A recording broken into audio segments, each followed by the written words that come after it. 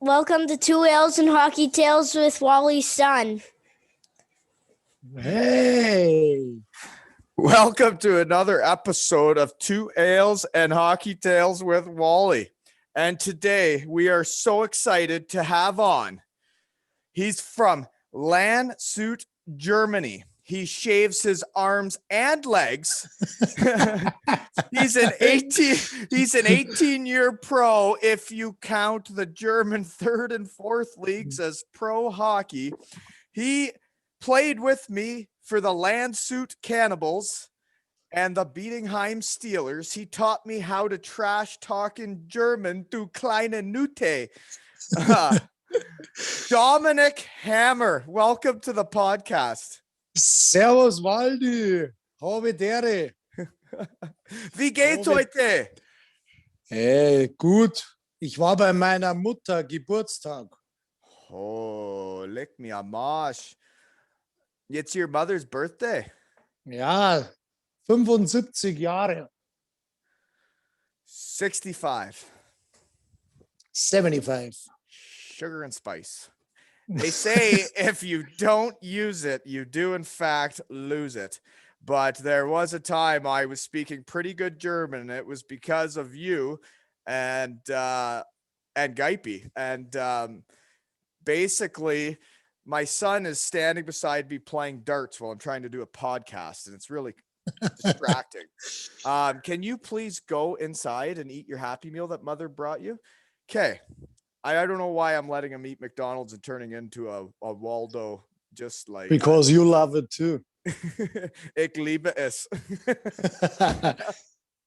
Where were we? What were we talking about? So basically, Hammer and I played together my first year in Germany, and then we both switched teams with Geipi to the Bietigheim Steelers, where then Hammer and I played another 3 seasons together. And basically he was the one that plucked me into the social pipeline with all the German guys. He invited me to my first ever Schweinebraten. Can you please explain what the Schweinebraten night was? Like we had it almost every fucking Wednesday. Hey, F-bombs. Whoa, I know you forgot your English, but whoa, that's an aggressive start, man. I hope my English is working out because I don't use it anymore. But it will be fine. Maybe I got a couple heart attacks or strokes, but yeah, I will try it. So we got the Schweinebraten every Wednesday in Bietigheim. So we had a pig, sauerkraut, knödel, and potatoes, and Waldo loves it. Like almost everybody loves it. So once in a while we cook it on two different apartments to bring all the stuff to the guys. So everybody loves it. But Waldo, he was like with the Bavarian food, crazy. He starts going crazy, really crazy. So once in a while, if I cook a Schweinebraten or something else, I send it over. And he said, oh, get horny with that food. Why are you laughing, Waldo? Did you just say I got horny because of your food? Yeah, you did. You're so right. I was so horny over your food. So Schweinebraten is, I think it's pig belly, is it not? Yeah, it's a pig belly. So you can have two different. So pig belly is more with fat, or pig shoulder. But Waldo loves more the belly. You know what? That just reminded me of when I went with Dirk to go visit you in Dresden. The year I had hernia surgery and I was done for the year. We went up to visit you, and one of your buddies that was on your team, he legit said to me, "How the F do you score 30 tors a year, 30 goals a year, and you have a Schweinebauch?" And he started calling me Schweinebauch. and he was calling me pig belly to my face. And I was like, man, that hurts my feelings. But I guess I was fat. You guys just are too good at cooking. That's right. You remember when we had Kabinenfest and we had all the time the white sausages with Vice versa. Oh, Susan Sam. oh, do some stuff and vice versa. Oh, lick me a mosh. And maybe one guy loves this shit more than you was a guy from the office. What are you talking about? In the office, they ate vice first? No, we had it in the dressing room, but you remember the guy who's working in the office because like he's working office and fan shop. Oh, Holger? He was smelling the food, not even it's in the dressing room, standing right in the dressing room, waiting for the food. Once a day, he smokes a chicken and the whole bone was in his throat. Holger Bot. So can you because I actually had that on my notes to talk about before we get into stuff was Cabina Fest. Can you explain to the people in Canada and the USA what a Cabina Fest is? Because that was literally that going over to Germany brought back my love of hockey, and it was because of Cabina Fest, and it was because of beers in the room, and it made hockey so much more fun that it wasn't so serious. And I wasn't in the minor leagues in North America where everybody's just in it for themselves. Like we were a team, and Cabina Fests are a big part about being a team. Can you explain what a Cabina Fest is? Because I've had a fantastic time at a lot of them. So like after the practice, some guys, they bring the food over in the dressing room, like sometimes burgers, sometimes white sausages, chicken. So you're sitting in the dressing room on your own spot, get food in you, and then you're drinking beers. So that's Kabinenfest. And on that day, if you get the Kabinenfest, you practice it only for the Kabinenfest. So, but so not on every team you got the real Kabinenfest. Sometimes not allowed to drink, what we had too. But normally, so you get food on your spot and then sitting together, having a couple of beers, talking about funny stuff, shitty stuff. Yeah, like, so my version of it is we all took turns. I think it was in Landshut. Was when it started for me. And you paired up with another guy in the team and you took a turn bringing in a meal for the entire hockey team and supplying the beer. And you rotated around the team who did it. And it was up to you what food you brought. And it was also, you were kind of like the party planner, because I remember doing one in Bietigheim, and I'm very sorry still to the Basen, or what's it called? The Besen. Oh, those things were, that was my favorite restaurant in the world. And then I did my Cabina Fest there, and we had Andre Kaufman doing like the Russian knives on the table with a knife. And he did it around his hand, and he was going blah, blah, blah, blah, and he was hitting his hand, and he ruined their table. And that was my Cabina Fest. Do you remember that? Yeah, I remember it. The more that he was drunk and faster and harder he goes, and you were so scared that he maybe cut off his fingers or something like that. But he goes crazy. More than he drinks, more harder and faster he goes. But yeah, I remember that at Besen. Was a good place too. Besen. Oh my gosh, my brain a light bulb just went off in my head. You drinking your German beer in front of me. I went on a beer tour for a guy's 40th birthday party, and we went to this. It was in Varna, Ontario, and this dude was making dark Czech beer and what is it you guys drink? Helles, right? Helles, yeah. So he was making a German Helles from Bavaria and a dark Czech beer, which is literally my favorite kinds of beer in the world. And you know what I just realized? I need to ask that guy to be the sponsor of this thing. So I have a sponsor and I get free beer and then I can drink the good stuff. Yeah, but Waldy, all the time we had the good stuff, Bavarian good stuff. Oh man, Bros. Bros. Hey, bros, buddy. Seriously, you guys do have the best beer in the world. And this is, I guess, 2 ales and hockey tales, so we should talk about beer. But okay, we got to get into your story. So I want to know what it's like playing minor hockey in LA or Landshut. And do German kids play other sports, or do they just play hockey, or do they play soccer? Can you explain that?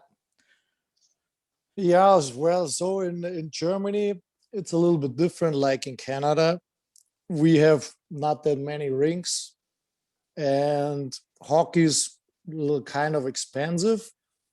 So most of the kids, they play soccer. You need only a ball and shoes, and there's soccer fields all over. So it's way easier to play it. And like especially in Germany, there are not so many rinks. So the parents, if you're not that old, they have to drive you almost every day to the rink, pick you up and stuff like that. It's a kind of different. So first sport is, I think for sure it's soccer. And then like a couple of years ago, it was tennis. Maybe it goes a little bit down too. Hockey is especially in Landshut, not that bad because like they have a good tradition. So like a lot of or many young guys they try to play it, but I will say it's expensive. Like the equipment, then you have to pay. I don't know how many euros a year or a month. So not everybody is able to do this, or the parents are not able to do this. When I was younger and played at juniors or younger years, wasn't so hard because we get almost the whole equipment from the team from the Cannibals or IV Landshut. And I think my parents had to pay around 90 Deutschmarks that time, so it's almost nothing. So my apartment was 4 or 5 clicks away from the rink, so go most of the time by myself with the bike. So for me, it was pretty good. And it was like, I played to 13 or 14 years old. I played soccer and ice hockey, and then I quit soccer and played only ice hockey. But I will say almost every kid starts with soccer. Almost. Yeah, well, and it makes sense, right? Like hockey is a very expensive sport. Like soccer, you just need a ball and you can play anywhere. Hockey, you need a lot more stuff and you need ice time, which is, yeah, in Canada, it's hard to get. So anyways, I guess the next thing I wanted to talk about is, what are the coaches like? And I'm sorry, I'm getting sidetracked, but what are the coaches like in minor hockey? Like, do they get paid to, like, I'm pretty sure in Germany, minor hockey coaches, like that's their job, right? Like that's all they do is they just coach hockey, right? So when I was at the minors, they did the coaching by side the real job. So they get only a little bit money. But right now, all the coaches are at the bigger teams at the minors, like they all do good work with the younger guys like Mannheim, Köln, Landshut too. they all have around, I will say, 5, 6 coaches. They only do, or that's the main job, to practice young kids. So it turns a little bit. So they would make money coaching minor hockey, and like, because so many guys I played with when their careers were over, that like, especially Canadian guys that live over in Germany now, they all became minor hockey coaches, and like that was their job. Well, I do it for free in Canada. Like I just do it because I like hanging out with Colby and his buddies. Like I think it's pretty cool to get to know all the guys that he's going to be hanging out with through high school and college and or whatever. Like his hometown buddies. Like I just enjoy getting to know all of them. So I do it for free. Germany, it's not like that, right? Yeah, it's a little like kind of different. It depends which city or which team you are. Like I will say, the good teams, they have different systems. So you get, I don't know how is the rule. You get for 2 rings, you get a star. Then for I don't know, you have to have 5 teams in the first league, and you get a star. So if you get, I think, 4 or 5 stars, then you get paid by the German hockey, by the DEB. They get money for like, how will I say, to do a job on the young kids, And then if you get a player for first league team, you get kind of money or points. Depends which city you are. Like if I will say, like cities like Hamburg, the years ago they played DL, but they had not even one guys or younger kids playing in the juniors, minors. They had none. So it depends which city or which club you are the coach. That is another thing. Like, wow, man, I'm sorry. Like it took us a couple weeks to make a plan of what time we're going to do this. And you're going to need to come back on because I just have too much to talk to you about. And you're literally my best buddy in Germany. And we were already Skyping and Zooming before I decided to start a podcast, but it was great. Like with this pandemic for me, it has been great because it's given me a reason to call all of you guys. Cause there was like, we hadn't talked for like how long until this pandemic and this virus started. I will say about 6-7 years or 5 years, maybe. And then it goes on like the same. You did the podcast with Schmidty. He was calling me yesterday, 10 in the morning, and I told, hey, Schmidty, you're about 4-3 in the morning. Yeah, that's right. But it goes on and it goes rolling a little bit. No, and so like to tell everybody what my vision is, because like my brain has not worked this hard in a long time. I can't stop thinking about what's next. Hammer's my best German buddy. So he's going to be on, and you're going to be what, episode 7 after Dougie. So then, you know what's after you?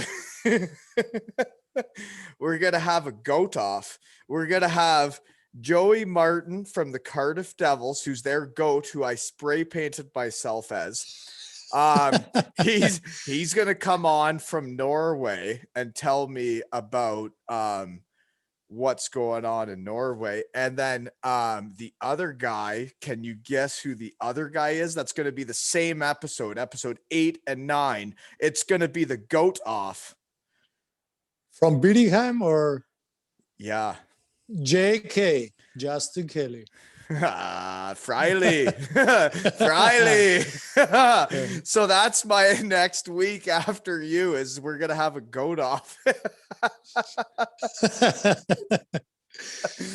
Oh man. So anyways, that's like, this thing is just so fun. So now my next question to you is, you just said that the minor hockey program gets money for making a good hockey player. I remember this now that you say that. I totally forgot about this. But say the Kincardine Kinucks, the team I'm coaching here in Kincardine. If I made a really good player and I produced him and then he goes to wherever, we get paid for that, right? Like you would get paid for that, your organization. No, not really. Like you get points. Like if you had the last 10 years, I will say around 10 DL players. So your team or your company or your get points for that players. So they say, okay, you had 10 players DL last 10 years, 15 players second league and stuff like that.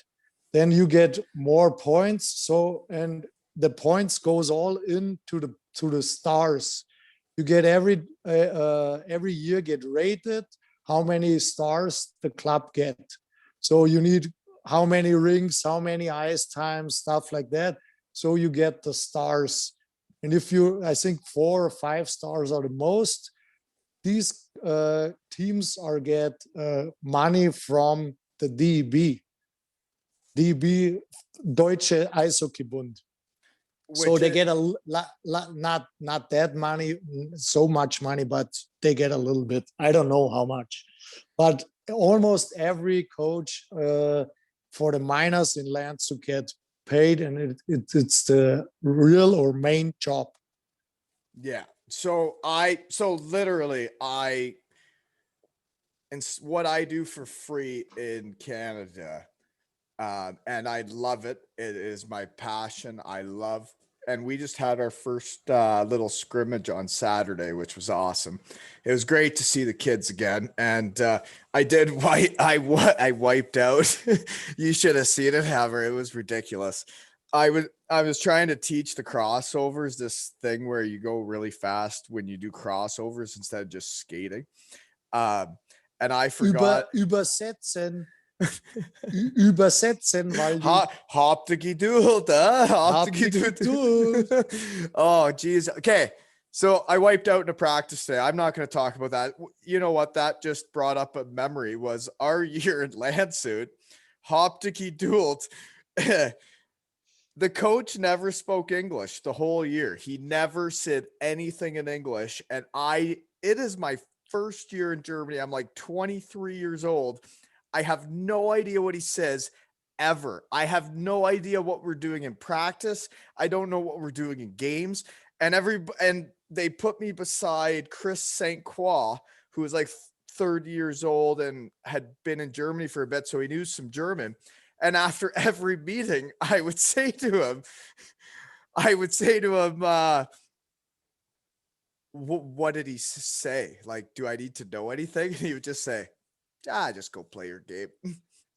Yeah, it was a kind of this, but only time when he spoke English, it was Jesus Christ, Emma, Jesus Christ. He goes harder than me all the time. Well, maybe it was because you shave your arms and legs. Yeah, he was yelling once that I have to play for the girls' national team. That's what he said to you? Yeah. Emma, we have to call the coach from the girls. Maybe you can play there.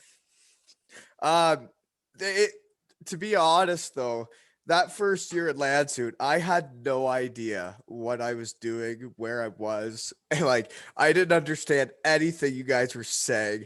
And it's funny because now that you tell me this stuff, like, it was so much more fun once I could speak German and I understood what you guys were always saying, because when I didn't understand, man, I would just sit there and listen to you and Gipey talk. And then if you guys decided to talk to me, you'd be like, okay, we'll talk English for Waldo. Yeah. But on the end, you're pretty good at German. You're not that bad. Ja, ich kann sprechen ein bisschen Deutsch, aber ich vergesse ein bisschen, it's been 8 oder 9 Jahre ein Arbeiten bei mein Deutsch, oder? Ja, Und normal diesen Podcast, wir könnten in Deutsch machen. Ja.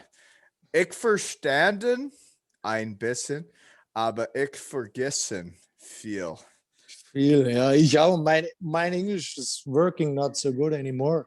I went to Carl Hudson's wedding, and he had played in Germany, and the like people he got to know in that city. So like me going to Landshut, he got to know somebody so good that they came to his wedding. And I told them I didn't understand English. I only understood German, so I could practice my German that night. Yeah, this is not bad. They thought I was nuts, but hey, oh wow. I wrote down a whole bunch of notes of stuff to talk about, and we haven't even come close to any of it. But this is just so much fun, man. Like seriously, this is so much fun. So my next question is about turning pro in Germany, because it's completely different than in Canada or the USA. You guys go straight from like junior hockey to, or like you could be playing junior and playing for the pro team, which we need to talk about Tom Kuhnhackle at some point. But like he was like 17, and Tobias Reeder, who's still in the show, also, they were like on the pro team and they're like 17, 18 years old. And that is just, what age did you start playing pro? And how does that work? Like you go from 17 years old to playing against men, like you might not even have hair on your balls yet. Yeah, like I think I will say, when I remember, I played my first game year 99, 2000. So I still playing juniors. So they called me up. So you and another guy, you have to come up and get dressed. And yeah, we will see. Maybe you get a shift. So we both sitting for 2 games on the bench. We got no shift. So the season was over. I think it was half final or something like that. But we still could play for the juniors. So next year's coming up, and then I played again juniors and first team. So I will say it goes all the time like that. If you see it right now, Landshut, they play second league. They have players, they're playing for juniors, and they sometimes they get dressed or get a couple shifts for the professional team. So I will say my first real professional year was 2003-04. The other days I go to school, and I played a couple games for the juniors and a couple games for the professionals. So my first professional year was second league. We won it 2002 Oberliga Meister. So, and then we go in the second league, and then I will say then it starts like really. Before you go on, you go off, you go on, you go off. So it's maybe kind of different to you guys, but yeah, we won it in the Oberliga, and then second league. How old were And you when you won it? 20. I won it Oberliga, and then I turned to 21 next season. Yeah, right. Okay, I gotta just explain. Oberliga would be the third league in Third Germany. league, right? Yes. So then, if you win that, the way it used to work in Germany, when people used to get paid over there, you used to go up and down from the second league to the first league and the third league to the second league. And when I first went over to Germany, Canadians were getting paid because teams wanted to go up to the first league. They wanted to win. They wanted to pay guys to come over and be good. And then there were guys like me that came over basically for not much money that were right out of college or whatever, that they're like, hey, maybe this guy's good in Europe. He just isn't a North American guy. And then they also didn't let the second league go up to the first league for like 10 years. And they just stopped paying imports as much money, because what's the point on winning if you don't go from the second league to the first league, right? Yeah, that's right. And they still have the same rule that the teams from the second league can't go up to the first league. They can win it, but they have no chance to go up if not a team in the first league gets bankrupt and the team in the second league pays for the card, for the license or whatever. Yeah, right. Yeah. That sucks for Canadians and Americans that want to go over to Europe and make a living playing hockey, because I was there before. I guess I started going to Germany before it became popular, right? Before everybody wanted to go to Europe.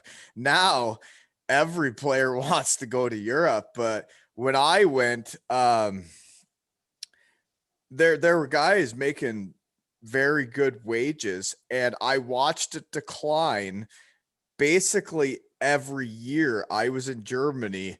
The wages went down. But maybe you have the worst agent ever. Floachy Flow. Floachy Flow. You remember that? After one game, you fired him. I don't want to say anything bad about anybody on this podcast, because he was a nice guy, and he did get me a good contract. So I, you know what? After we're done recording, we'll have a laugh and talk about that. But like, I don't want to say anything bad about anybody, because he did do a good job. He did think about suing me after I fired him, but I don't. I just, sometimes your work email and the way you dress when you go to a hockey game to watch your players play, like, so sometimes those players will be like my last agent like wore a suit and went to the game and like dressed like a professional, not the way you're dressed right now. And then when I got the contract in Bietigheim, and I basically had done it myself, because Helbrod and Bietigheim were both trying to sign me when I was in Landshut.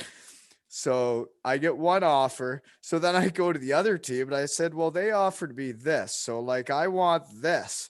And my agent's like, what are you doing? And I'm like, what? Like, they both want me. Like, isn't this how business works? Like, what do you mean? And then we get the contract from Bietigheim, and I meet him on the side of a road, and he says to me, he like laughed at me that I got the contract I got myself. And he says, I guess you're worth what people will pay you. And I was like, you're my agent. Yeah, that's right. Oh dear. I can't imagine if he's still an agent, but if you are still an agent, I'm sorry. I never did say your name. And thanks for trying to sue me. And you were probably the worst agent I've ever had, and the worst agent that any player in the world will ever have. So there's that. Way to go, buddy. Floachy Flow. Okay. All right. Man, I write down all these notes like I know what I'm going to talk about with people, and then everything gets completely sideways. Walter, by the way, we are talking about Kabinenfest or Monday Fun Day. You remember that Monday Fun Day when we went to the Llama Bar? So you had almost like it go. You remember? Okay, hold Like, on. Is this gonna be? Hey, hold on. Hold no, on. it's not. Hold not on. That bad. It's not that bad. Am I gonna It's- have to cut this out? You can, Hey, but it's I'm not the bad. boss. I'm the CEO of this company. So am I gonna have to cut this out? No. Okay, go ahead. So we at the llama bar, and you remember if we drink beers once in a while, it makes like a sniff like that, and you are like totally out of control. Like you sit only on this chair, can't even move. So we told Waldo we going home. So then I grab him all the time, and we have to cross the street. So then a car was like driving like hell, brakes, goes out to the guy. What you doing with this guy? They thought it is a hijack or we rape him or something like that. So we told this guy, we are good. We bring him home. He's a little bit drunk and stuff like that. And then Waldo starts from that moment on, leave me alone, leave me alone. I can walk, I can do everything what I want. He goes for 2 meters right into the bushes. Goes out, leave me alone. Another 2 meters right into the bushes. So we had only, I will say, from the llama bar to our apartments, 500 meters. We arrived at the apartment, leaves us yelling from the window, Hammer, what did you do with Waldo? It was funny because the guy was like almost going hard on us. Hijack. um, woo, I forgot about that one. Yeah. My balance was a little off that night. It had been a long. You saw it all the time. It's pretty good. Right. It was I was dehydrated after a hockey game, and then we went to the Llama bar, and it was beer in Germany just hits you a little differently than they do in Canada. They're just a little bit stronger than I'm used to, and now it's better, right? It's just 2 ales and hockey tails, and I get home safe and sound every time. So next thing I got is I got to bring up, because you're from Landshut, okay? And I got to tell the story of Colby's favorite NHL player. Do you know who it is? Tom Kuhnhackle. Yeah. So we're Islanders fans now. I would have never in my life ever thought I would cheer for the Islanders.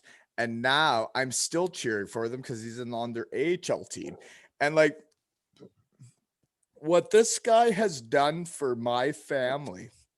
Like, so what happened was I bought tickets to a Penguins Leafs game, and I look at the rosters and I'm like, I wonder if I know anybody on these teams. You know, that'd be kind of cool if I could get Colby downstairs to meet people.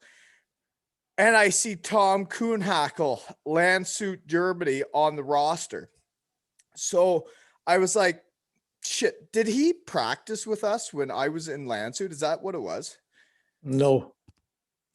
He was too young. When we played second year in Bietigheim, we played against these guys. So, right. He played the next year. So when I played in Landshut, he never practiced with me. Like, maybe he was around 14 or 15 years old. No, because it was 1 year I was in Germany in Landshut, and then the next year he played, like the next year. No, this was the second year in Bietigheim when we played, because the first year we won it, and the year after, when you had the injury, we played against these two guys. Because I just knew the name, and I was like, I feel like he was in practice with me when like I was there, and I felt like I knew him. And like I guess he doesn't know me at all. So what I did was I wrote to Abshi and I was like, hey, best line mate ever, right? Like me and you never played together. Mhm. We're both right wingers. So I said, hey, best liney ever. Can you do me a favor? I'm going to a Penguins Leafs games. Are you still buddies with Kuhnhackle? And he says, yeah, like here, he always answers Facebook, like just send him a message. I send him a message and he responds to me. And I was like, holy shit. So I go to the Penguins Leafs game. I'm not joking. Our seats, I'm so cheap.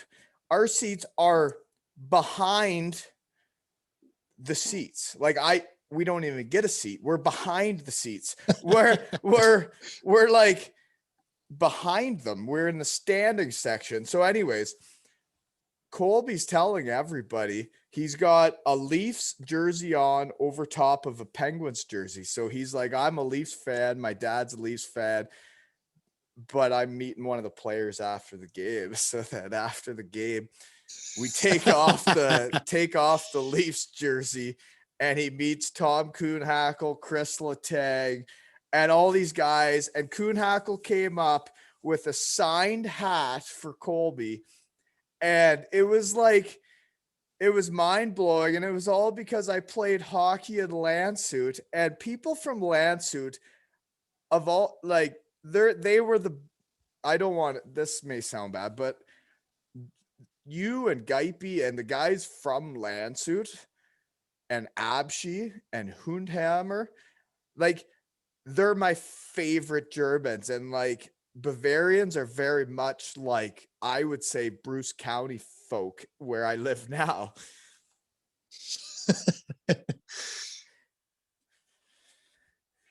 So anyways. Yeah, you told me about that story, but I will say, like, we are in Lance, we are a kind of little hockey family, and everybody knows some guys somewhere. So you get helped out all the time. And hockey world is small, right? And like Kuhnhackle, for him to do that for my son, and now I'm an Islanders fan, and like you guys in Landshut are just good people, I would say. Yeah, I will say too. But like, especially when we played together, like depends, it's the year in Landshut or the 3 years in Bietigheim, we had most of the time like really good guys, like I will say almost everybody. When we won it in Bietigheim, like I will say every guy was like awesome. Well, like really good. And like there probably will be some Bietigheim fans listen to this, right? Because nobody's doing anything like this. So there's one thing I wanted to say, like while we're talking about Bietigheim, is like when we went there, the players on the team, the people on the team were fantastic people. Like they were, it didn't matter if we were winning or losing the game. All those players were awesome. Like they were, and by the end of my time in Bietigheim, we were recruiting teams that we knew weren't even good. And then the Germans would be fighting with the imports, and the imports would be fighting with the Germans. And I just could not handle it anymore. I needed I cared so much about the Bietigheim Steelers and how they were doing. And like, I thought I was going to play there forever.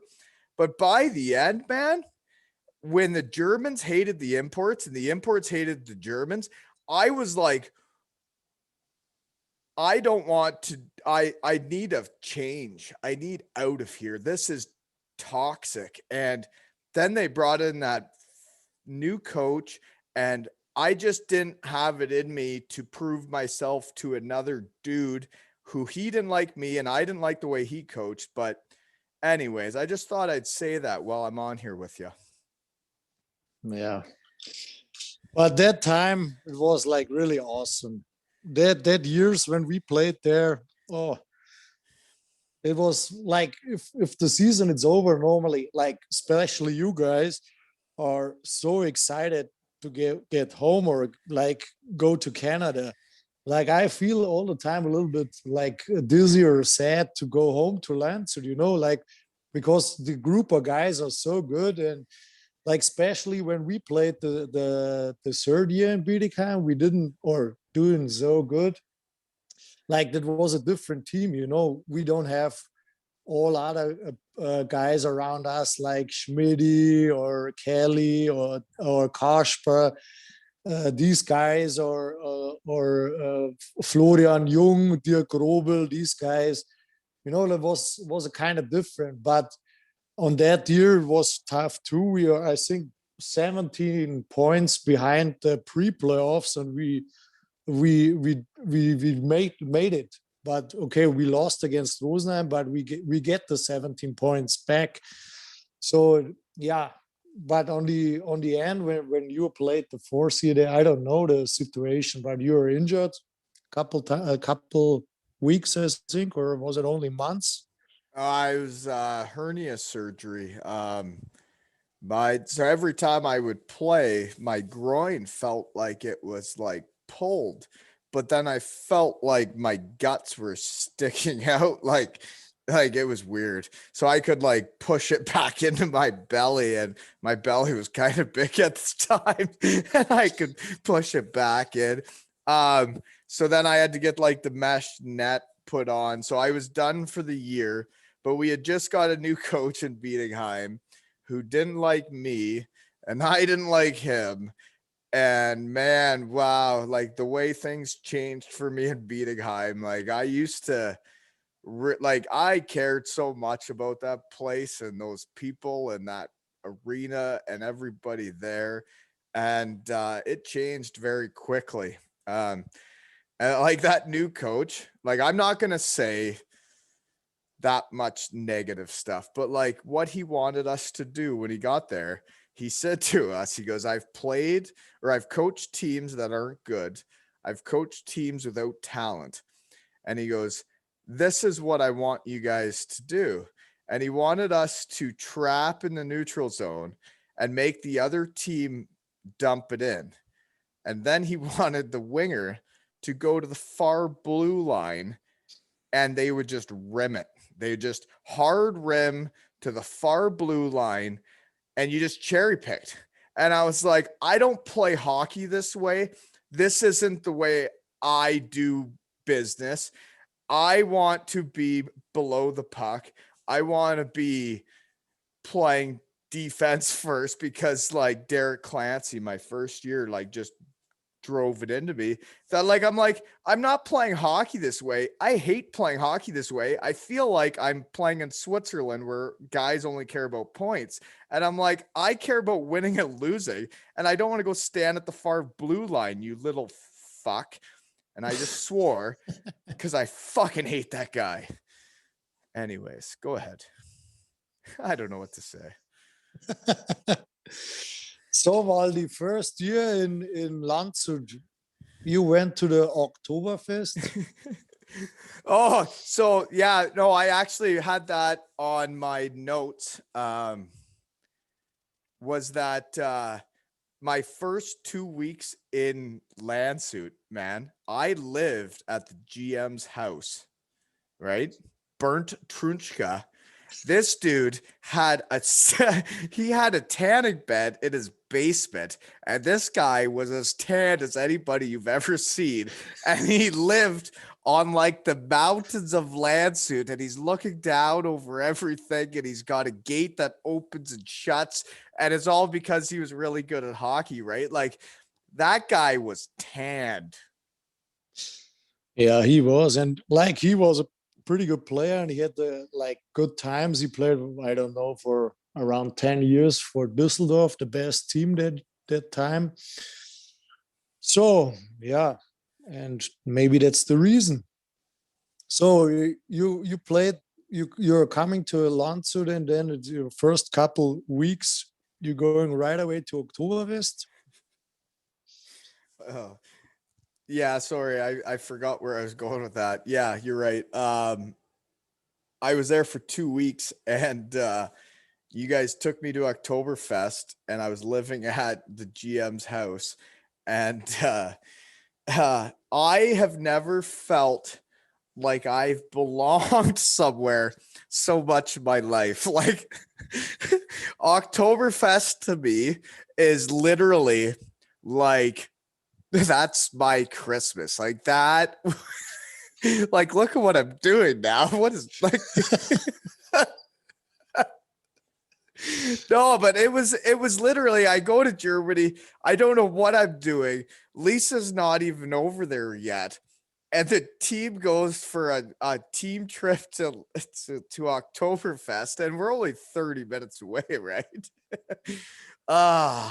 Yeah. So I did not make it back to the tanned guy's house that night. I slept at Richie Brunilla's house, and I didn't have to go to the mountains of Landshut. Mountain, yeah, it was like it's 10, 12, 15 clicks away from the rink, I will say, around that. But on the end, Waldo, we almost won it, but almost. Well, there was a guy that took 2 penalties in overtime. Do you remember that? I'm not going to say who it was, but do you remember he took 2 penalties in overtime on 4-on-4? Like we're playing 4-on-4 and you take 2 penalties in overtime. I'm not trying to make you feel bad, but it still pisses me off because I never even got a shift in overtime because I wasn't allowed to kill penalties. And like, come on, man. It was a pretty tough series, but I will say on the end there, Castle was the better team, but we are so close. And Sinibulk was unbelievable. He stopped almost every puck. I do want to say something because my eyes were opened that year when I went to Germany because I had only played in my hometown. I go to college, then North America doesn't really work out my 1 year. So then I go over there and play with you guys. And like, you got the Czech goalie who has a German passport. You have this guy who has German passport. And like, there's some Canadians over there that are like, they're making a pretty good living, and they're really not that good of hockey players, eh? Yeah, maybe once in a while it works like that. But all in all, we had a like good group of guys, and like I will say, the second best team in the league. But like if you say the guys in Kassel, they had around, I think, 12, 15 imports and 3 German players around that. Yeah, but on the end, we lost it. But next year in Bietigheim, we won it. Oh, man. Like, dude, me and you have way too much to talk about. Like, you're going to have to come back on because I know I was just getting into Landshut. Like, honestly, we won it in Bietigheim, and I want to talk about that.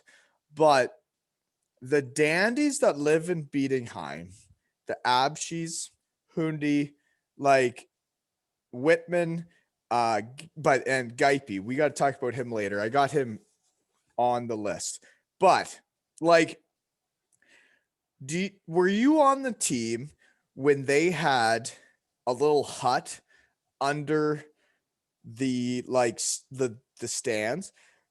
I used to play games for Bietigheim, and as soon as the game was over, I would get undressed as fast as I possibly could, and I would literally run to the Landshut room, and it would be Smatsy, Geipe, Whitman, whoever was under the stairs, and they had vice first cooking. They had a little beer fridge.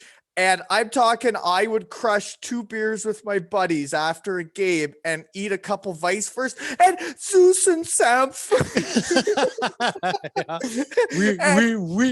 We went there under the stairs, and yeah, they had a great room there with like a a big fridge, like a small oven and stuff like that. They made everything.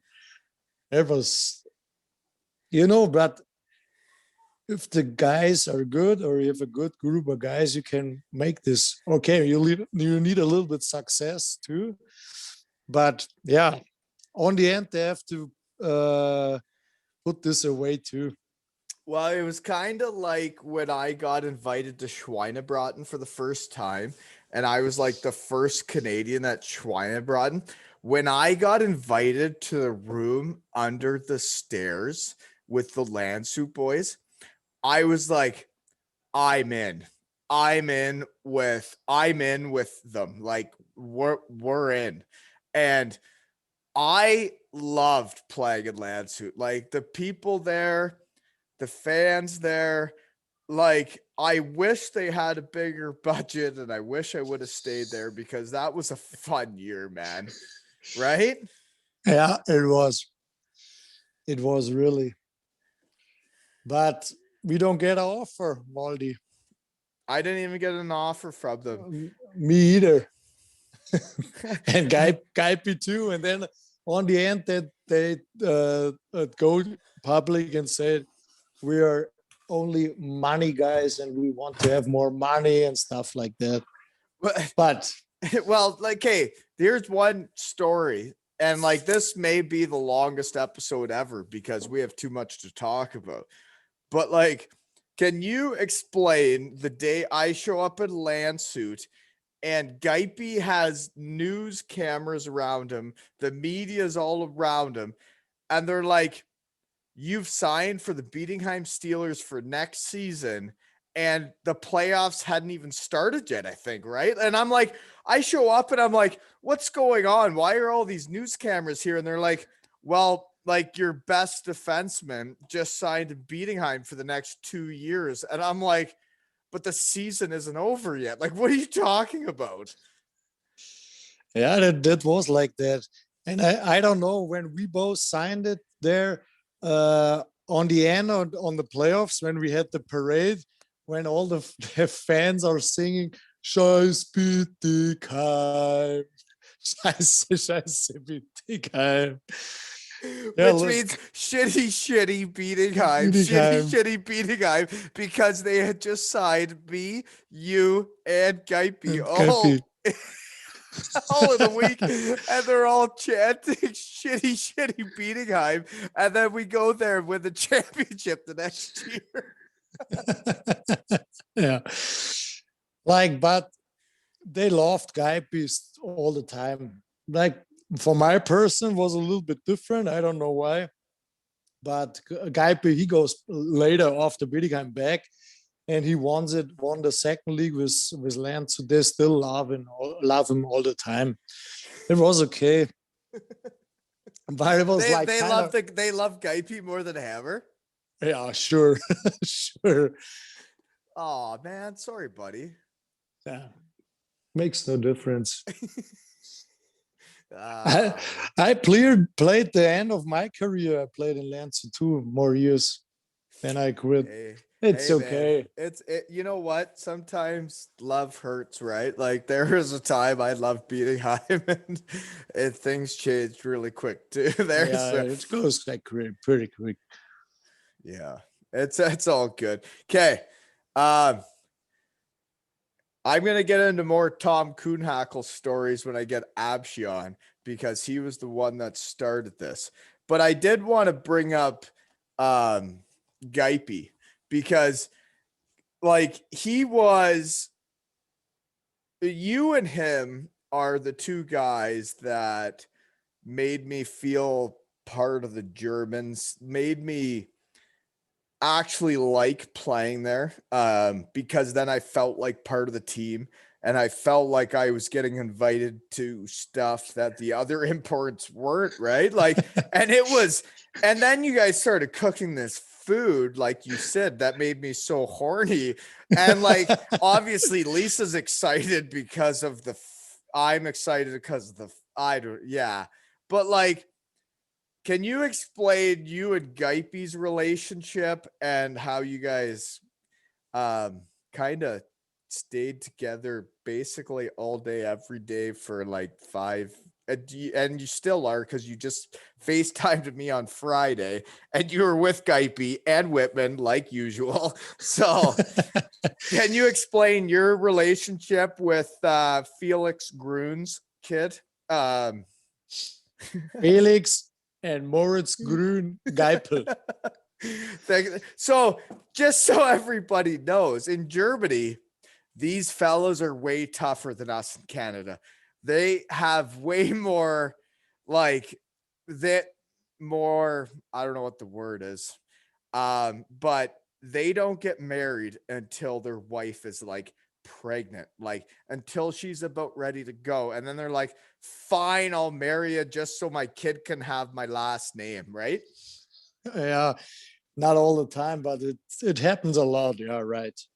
Well, that's why I call Geipe's kid Felix Green, because Green. that's what his name would have been if Geipe wouldn't have married her in the last year. Yeah, that's right. Like he's showing up at my apartment and he told me, I'm getting a baby. So that year, maybe in 2, 3, 4 weeks, I getting married. I was okay. So you're doing my best, man. Okay, I say okay. So, but we have to hurry up. The year is almost over. I have to get married, so it goes pretty quick. But it's kind of, yeah, it's happened. It happens really often in Germany, kind of that. So, like, we grow up like everybody, like Wittmann, he's a little bit younger. Apshi, Hundi is 1 year older than me, Geipi 2 years older. So we all growing up together. So like Apshi, Hundi and me, we won at Schüler. You're around 14, 15 years old, Deutscher Meister. And when I was 15 or 16 years old, I go up to playing with the group is 1 or 2 years older than me. So I played with Geipi. And since I'm 15 years old, we spend a lot of time. And since 2 years right now, he's working at my company. So we're sitting right beside in the office. So it goes on all the time. It's like all the group of guys, or or like the guys know, we're hanging out like for sure once a week. And Can I ask a question? You, if you and Geipe work at the same place and sit beside each other, just like my 4 years playing with you two, when we both went from Landshut to Bietigheim together, like, I'm just guessing, okay? Because I'm not from Germany, and this is in Landshut, I'm assuming. I'm just gonna go ahead and guess that somebody's a hockey fan at your company. that's not right. Like I started working there 8 years ago. So our boss wasn't so excited about me. He was like with my person, he was okay, but he was talking all the time like I didn't do an apprenticeship for that job and stuff like that. But right now, on the end, he's calling me like we have a um, different store close to Augsburg. So when I played in Augsburg, and then I will say it was 1 year ago, he asked me, "Hey, Hammer, you played in Augsburg. You got a guy who's retiring right now for the Augsburg Panthers. We getting him into the group right away." Because he loves right now how we act and how we do it as a team and stuff like that. So there's nothing to do with a hockey fan. Like I brought Geipe into it because we need a guy right now. And I know, Geipe, he's a guy, he's all the time just in time. And, when I got on him or I tell him to do this, or he's making it for sure. So he's like a good group, or we all good group of guys, and no, there's nothing to do with a hockey fan, but you know it and we know it.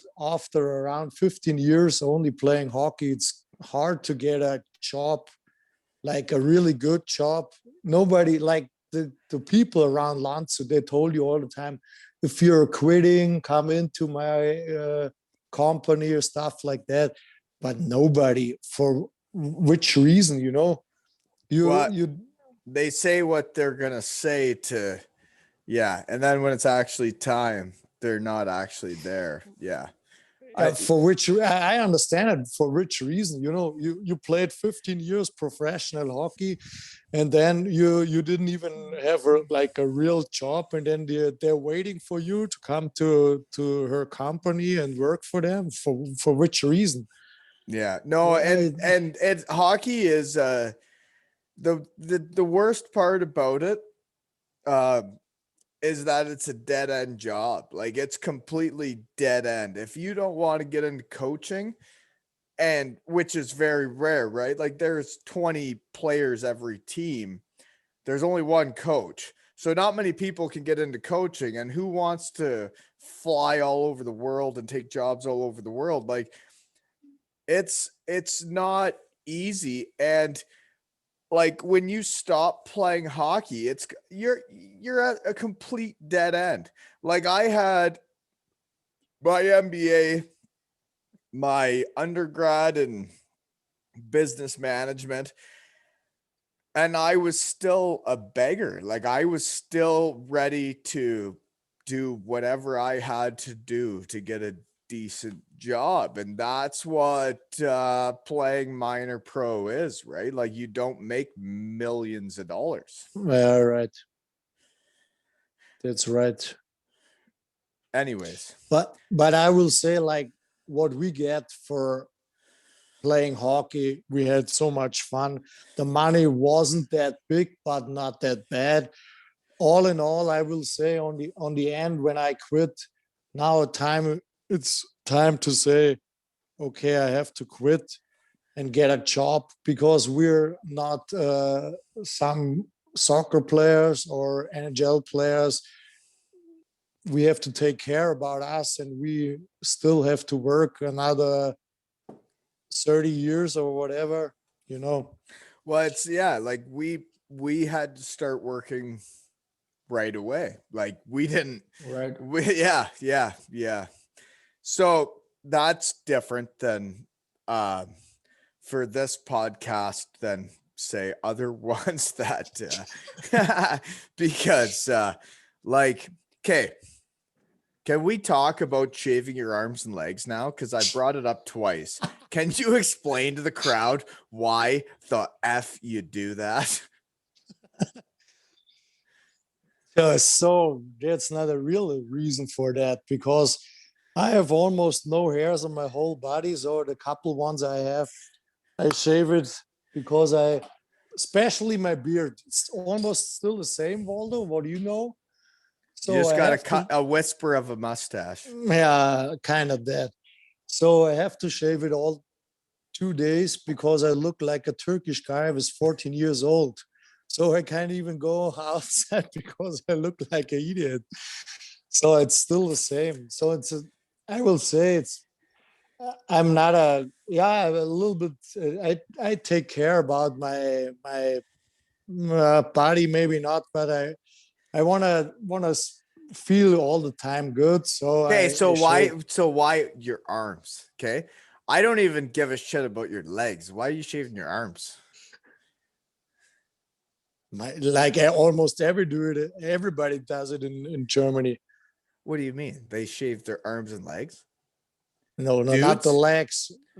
legs, but the arms for sure. What? Sure. You're scared about that? Yeah, like a lot of, like, almost every So people. what, like, where does it start though? Because I've met guys that their hair grows kind of like from their neck cheese to their shoulders, right? So like where does Yeah. it start? Like where does the arm shaving start? Is it at the shoulder? Where a lot of years ago, when I growing my hairs under my arms, my girlfriend will give me shit. Your For sure. armpits. Your armpits. Yeah. You said you shaved your armpits. Shut up.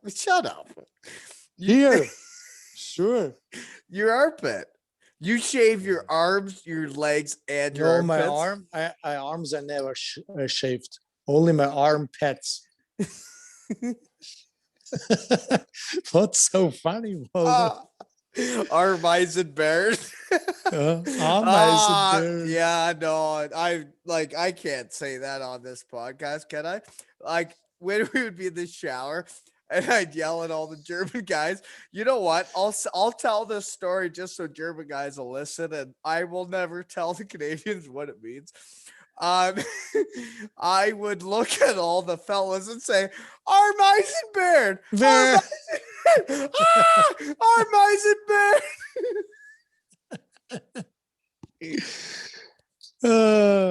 Yeah, it's like that. Waldi. And what did you used to say when you used to jump into the cold tub? Remember when there was that big tub in the shower? You did it all the time, like it No, was. it wasn't me. It was you. FF. FF, because he did it all the time. Okay, so I know that I have to have you on again because I have no idea how long we've been going. But can you just break down my first year at Landshut with Bible Franz? Franzi. So Bible Franz was our like. Is he still alive? He probably isn't. he's still alive, but Is he really? Can you tell him yeah. I say no. What I say? V Gates? Wait, Wie no. geht's? V Gates? No, that's Wie geht's? saying what's up. No. What would I say? How are you? Wie geht's? Okay. How Anyways. are you? Okay, tell the story of Bible Frauds. What a So guy. Beauty. We had a gym upstairs, the rink. There was Franzi, like an old guy, like not really old, but he was the gym or fitness coach for Landshut about, I will say, 35 years. So like our GM, he was like a little bit mad, or not really mad. We had a kind of fat club. There are 4 or 5 people who has to work out all the time with Franzi Bible. So, and Waldo was in there too. So, and I remember there was a funny story when Waldo comes down from Franzi, and he shows us the arms like that, like the Hulkster. And Brockman, our coach, was standing behind him. And the whole team was laughing about this. And then Brockman said, "Waldo, what you're doing?" And he goes only like to Franzi. That was actually, I'll never forget this day ever. Lisa had gone home already. I think to plan for the wedding or something. I don't know. So she was gone, and we win the semifinals 3 straight against Castle, right? So then semifinals we won against Heilbronn. Well, okay. Yeah, sorry. Wow. You're right. Heilbronn and Bietigheim was the first round. So literally we'd play the first 2 rounds. And because in Germany you're allowed to sign with whoever, we win the first round. Bietigheim offers me a contract. Then we play Heilbronn and we put them out. And then Heilbronn offers me a contract. And I was like, we still have to win the finals. Why are you guys making me decide this stuff while I'm trying to do that stuff. Like stop. So anyways, we win the semifinals against Hellbron, and I have never really been Wally around you guys, right? Like I had never really been myself. I didn't understand German. I didn't know where I was. I was very nervous. I didn't know what I was doing. And then we win the semifinals, and I go out to an establishment in Landshut with you guys, right? Yeah. At the Big Ben. Is that where we were? Yeah, right. Well, so the next morning, Abshi, my line mate, and we talk about this, like we were both each other's favorite line mates. Like he is my favorite line mate. He's a left winger who scores goals and goes to the net. That's exactly what I needed in my life. And that's what he was. But he showed up at my house after we win the semifinals. The coach says, let's show up at the rink and sweat it out. After you guys have a fun night, you guys just make sure you show up and sweat it out. And I said, let's do it. And Abshi showed up at my apartment at like 8:30 in the morning, 9 in the morning. He came up and he got me and he put me in the cab and he drove me to practice. And I was still not feeling that well. I really wasn't feeling like myself, right? I was feeling pretty good. And we had just, I'm getting offered 2 contracts from 2 different teams. We're going to the finals, and I'm like, wow, things are going really good. And I am completely naked, standing in the room, flexing for the boys, and they're all dressed, ready for practice. And I'm completely naked, flexing in the middle of the room, and I don't know the coach is in the room, right? Behind you, Waldo, what are you doing? Get dressed.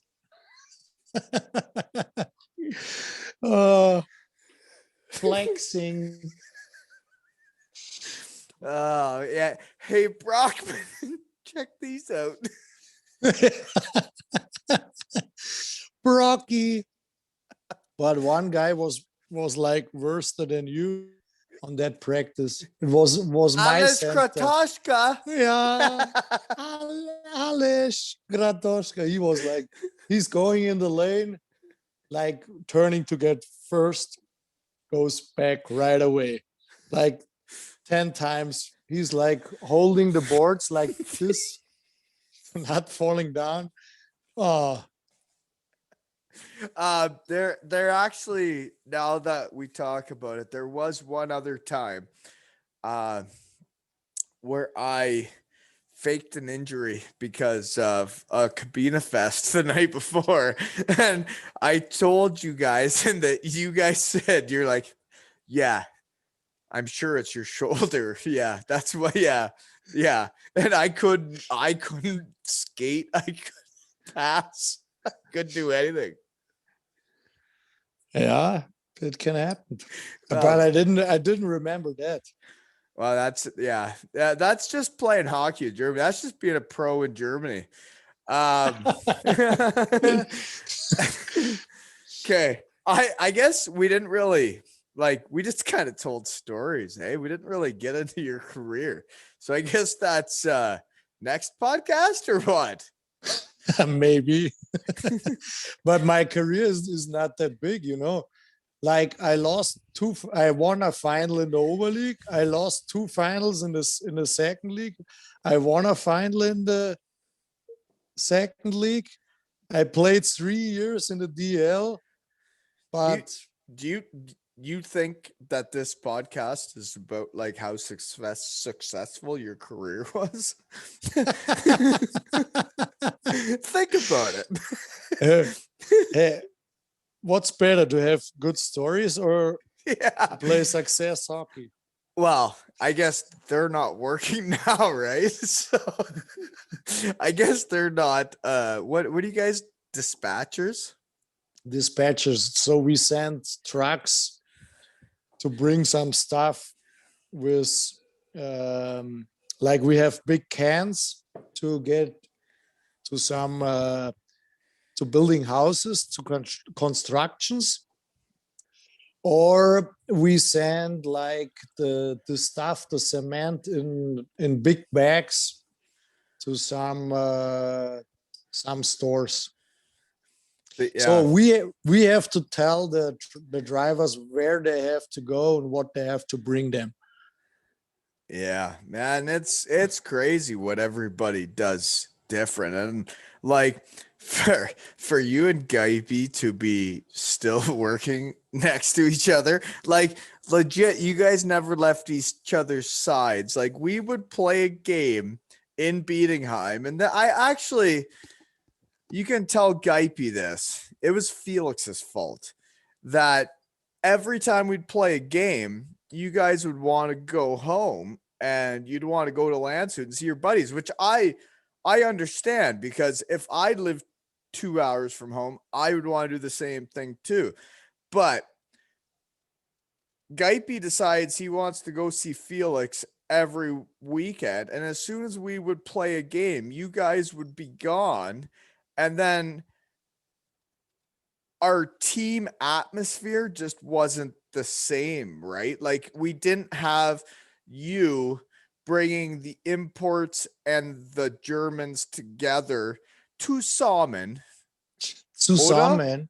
Oder? Ja, richtig. Oder? But like I will say, like on the second, we start the second year, we didn't go home that often.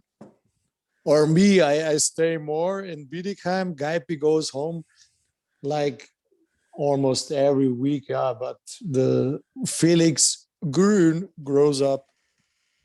Yeah, what is he, like 11 now? Felix is 10 and Moritz 9. Moritz is the other one? Yeah. Moritz is not a name we have in Canada. Isn't that what Sarakov named his kid too? Yeah, right.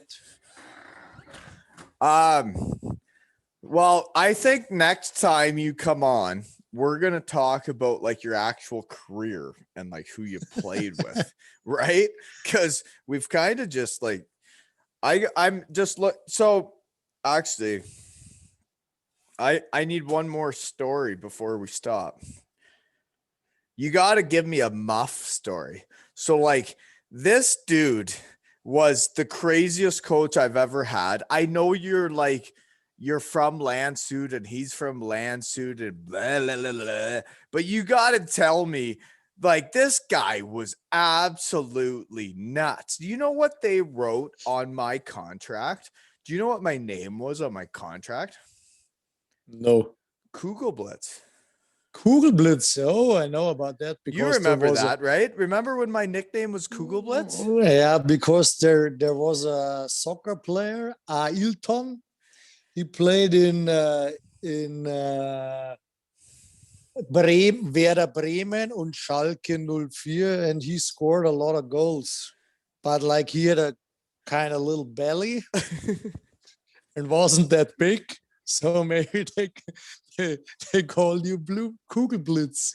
Well, they wrote it right on the contract. Like, what's his name? The GM, the Coma, and Mike British. Coma. Yeah, he legit wrote right on the contract, Kugelblitz.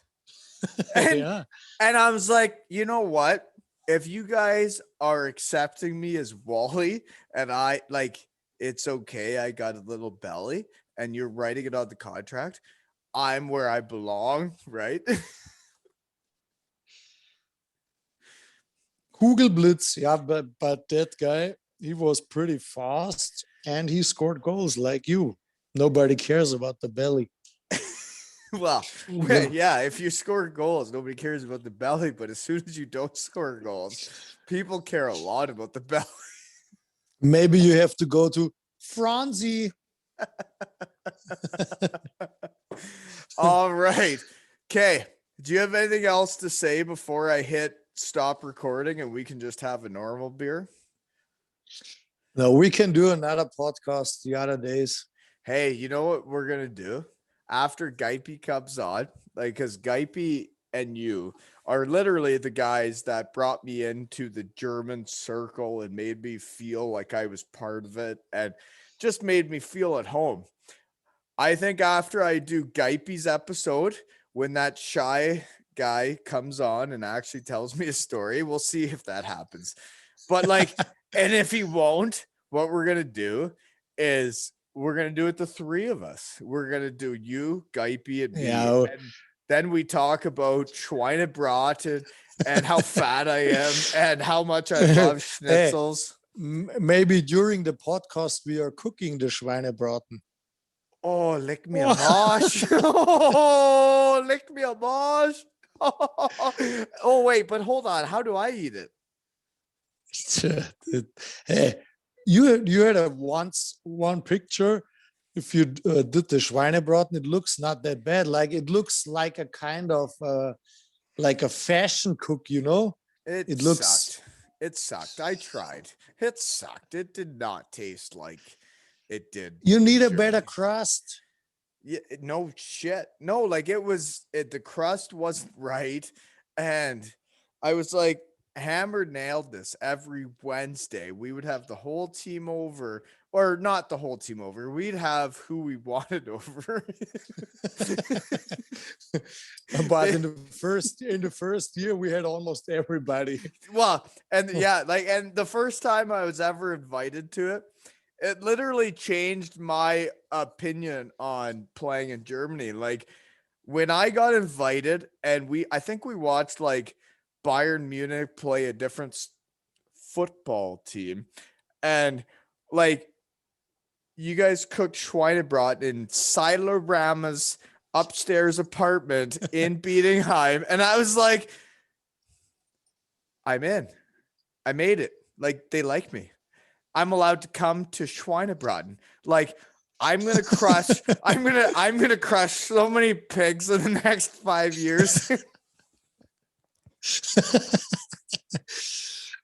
But I will say you love the Weißwurst with Senf mehr wie Schweinebraten. Oh, du kleine Nute, leck mir am Arsch. But you Senf. you loved that, the süße Senf. Yeah, so actually the only place I can find this stuff around here is if I go to the St. Jacobs Farmers Market, like by where I grew up. We got some Mennonite German people that are making this stuff, but other than that, I can't find it anywhere. Yeah, I think it's not the same. It's not it's not the same. Like it's like I'm not at Oktoberfest and there isn't people playing the music and I'm like, you know, being Waldo. Waldi. Yeah, so I guess I was Wally everywhere else, but I guess not in Germany. I was Waldy and Waldo. Waldi, because we had he was a Bavarian speakers for sports. Waldemar Hartmann, and he was for whole Germany or for Bavarian. He was Waldi. And that's why you guys called me Waldy? Yeah, maybe because Waldemar Hartmann, he was pretty funny too.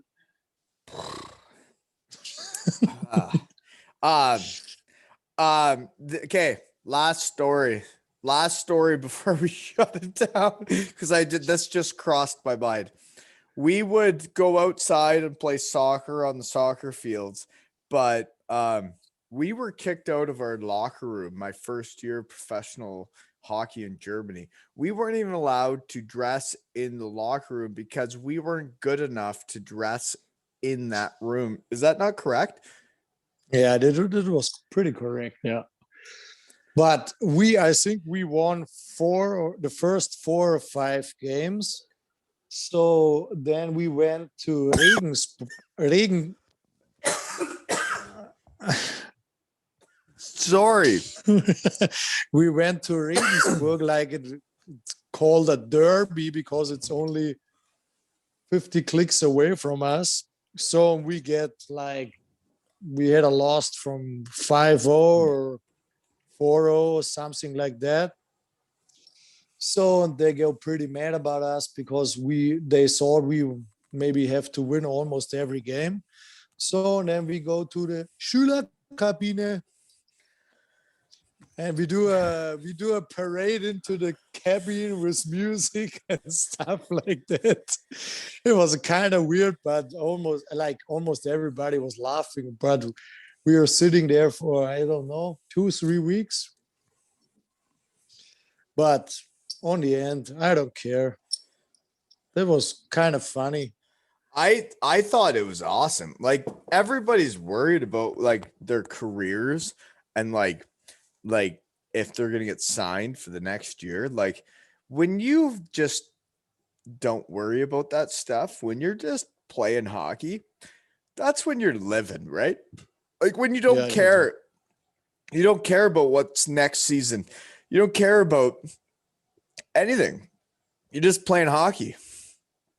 Yeah, that's right. But like on the end, it's your job, and if you don't get a job, then it's pretty tough too. Or maybe you get less money or something like that. Yeah, like if you act like that, playing hockey and don't care about next season, maybe it's good, maybe not. I don't know. No, you're right, because like when I had kids, it was like a different motivation, right? Like it was different. It was like, if I don't score for like 5 games, like how do I feed my kids next year? Like how, Yeah, like if that's all you do. That's right. Because like I will say, like a good I will say a good example for that is when I played first year with you in Bietigheim, like I will say I was a good second league German player. I was on the third or the fourth line almost every year. So like for me it was different too. But I know all the time, like once a year I get a chance or I will be on the right spot, I'll be there. So I was injured first quarterfinals. I was injured, so I can't practice. I go on. So, and on the end in the final, I know it. Like I told guys today, I will score for sure. Like that's kind of if you're mentally, it's all mental. It's all mental. Yeah, it's all mental. Mental coach. What was that name? Waldi in Landshut. Oh, the guy that made me drink the fancy water. I was told you that you get score in overtime or something. Yeah, you get bite by a donkey or something. Oh, hey, so this just came to my mind. This is not on my notes. What was his name? Okay. No, hold on. We got to talk about this. Don't worry about his name. Okay. So when you get a massage, Ken West. Okay, stop it. Stop. Okay, so when you get a massage from the team physiotherapist, who say is a girl, who maybe is like 20 years old, 25 years old, 30 years old, like in Germany, Camille Tupel, ice hockey god, like this guy would have his dick, his nuts, like everything completely out, and everybody was like that. And the girl would like massage their groin, their leg, and I was like, I I'm not gonna let her do that because like I don't even know what would happen. And like Lisa's here, and I'm like, well, like what if the thing popped up?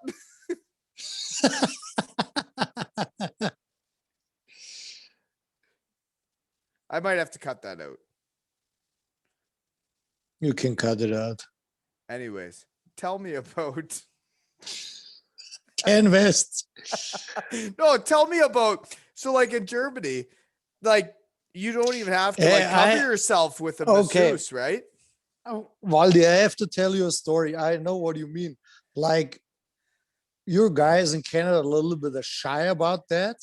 Like, I visit Justin Kelly, so he's still playing. I was still playing. I go there for I don't know 8-9 days. So we go at his gym to work out a little bit in Vancouver. So I was standing after workout in the shower to get ready, get shampooing and stuff like that. And you have like cabins, not like in Germany, you're standing all in the shower room. You know that?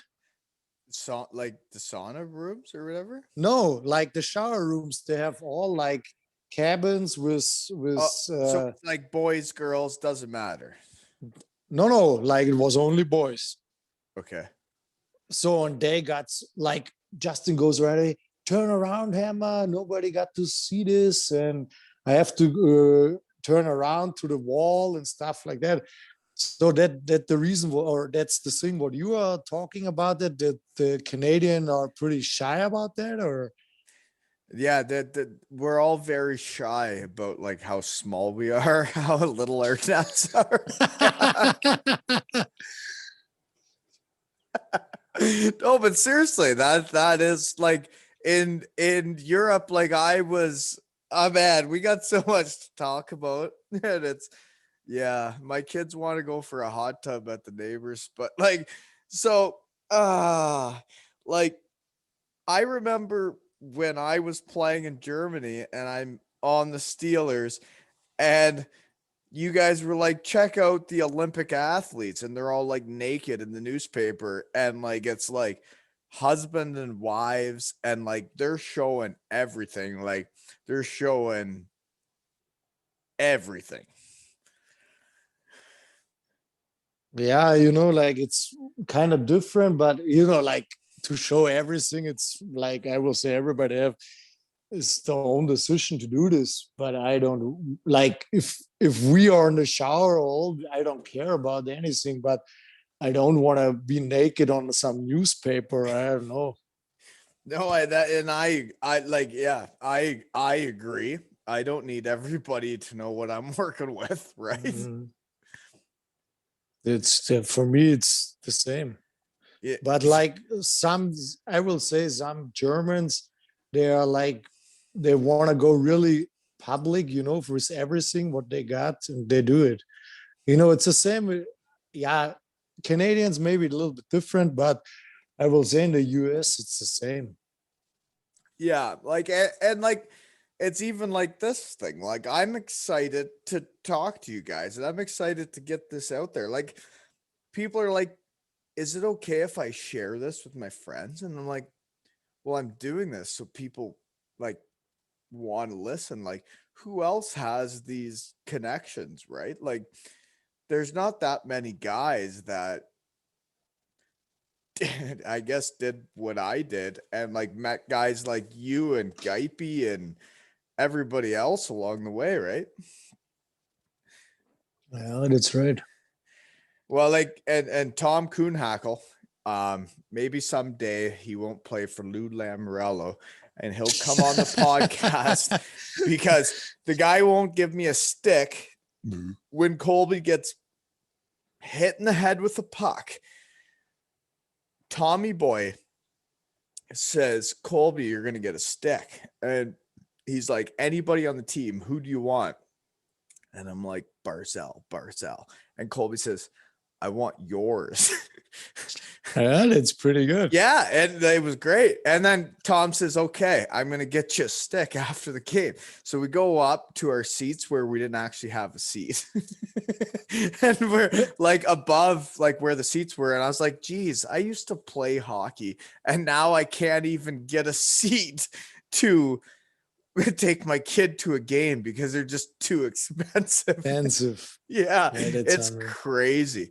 So then Tommy Boy lets us come down and see him. And man, like it's changed my kid's life. It's changed who I cheer for. It changed to he cheers for. And like that's all hockey players have to do, right? Like, and I didn't even really get that much when I was in Germany. Like I could have done more for the kids of hockey, right?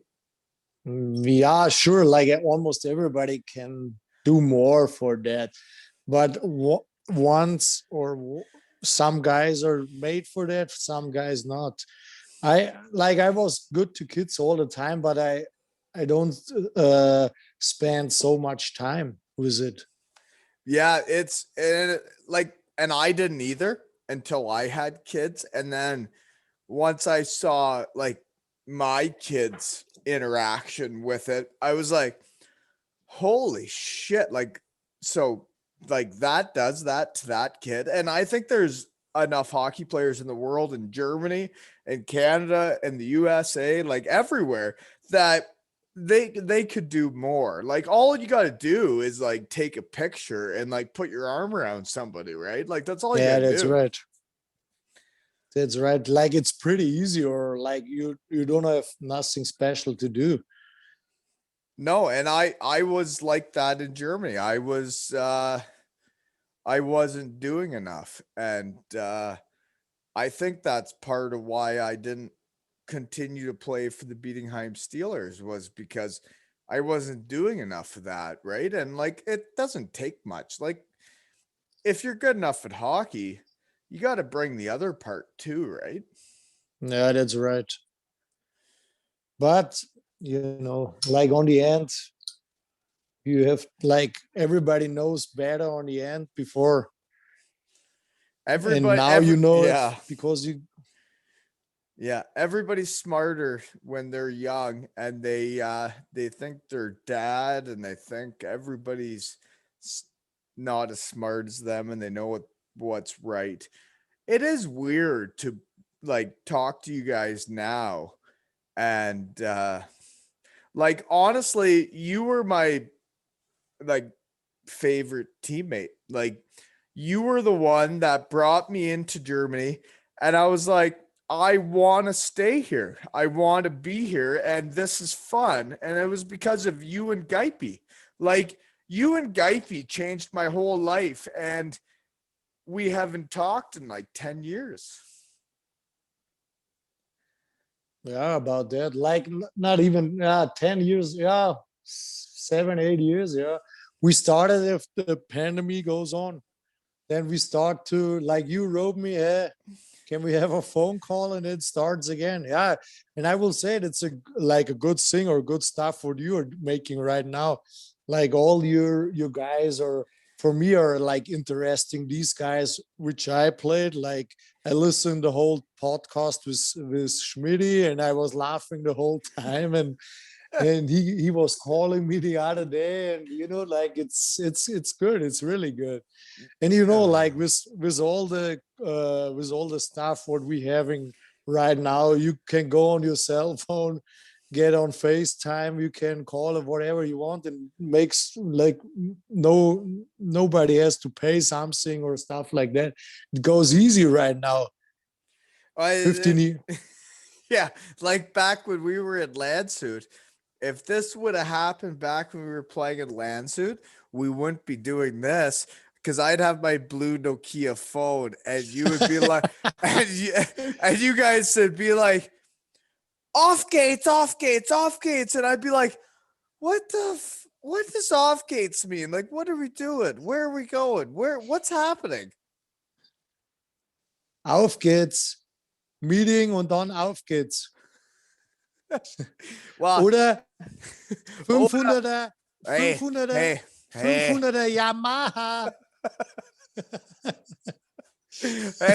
Hey, we could talk like forever, and we do need to shut this down at some point. But what I wanted to say was like literally, I've had like leaders, GMs, coaches, guys I want to bring on, but you were my German guy. You were the guy that brought me, I guess, that made me want to stay in Germany and made me feel a part of the team, right? And you did that even though you shaved your arms and legs.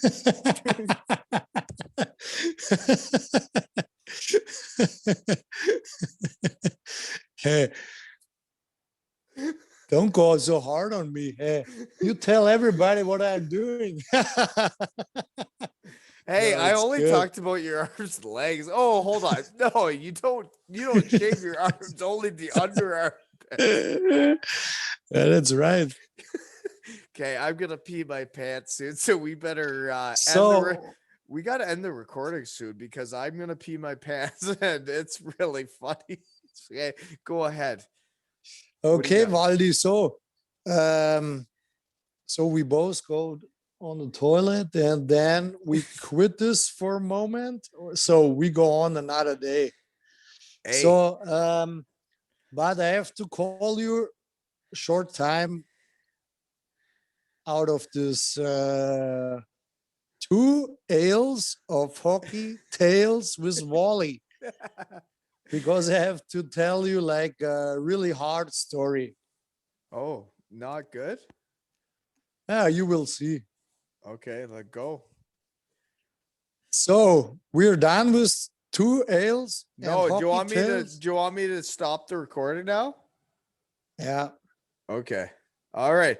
Hey, everybody, thanks for listening. And this is Hammer Time. And this is the reason why I played in Germany for I don't know how long I played there, but this is why I had fun playing there. And he was the reason he was there the first time Colby ever went on the ice when his team went bankrupt, which he'll have to come on to explain because that's a whole different thing. But like, anyways, I love Hammer and I love Geipe and I love Landshut and I love the boys from there. I love Whitman too.